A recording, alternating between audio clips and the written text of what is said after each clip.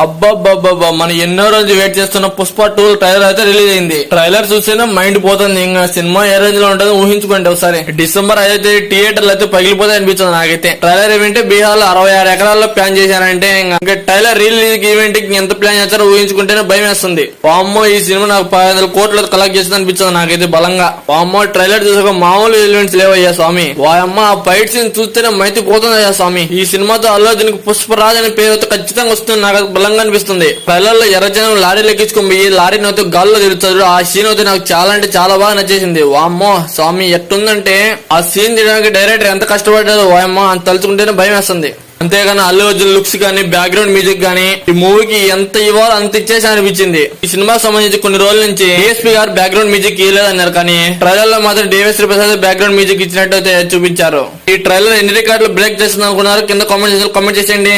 నాకు తెలిసినంత వరకు ఈ ట్రైలర్ అయితే అతి ఎక్కువ వ్యూస్ అయితే సంపాదిస్తుందని నాకు బలంగా అనిపిస్తుంది. ఈ ట్రైలర్ తో యూట్యూబ్ బద్దలవుతుందని నాకు బలంగా అనిపిస్తుంది. యూట్యూబ్ లో సెన్సేషన్ క్రియేట్ చేస్తుంది అనిపిస్తుంది నాకైతే. ఈ ట్రైలర్ లో కొన్ని మూమెంట్స్ ఉన్నాయి, ఎక్సలెంట్ అయితే.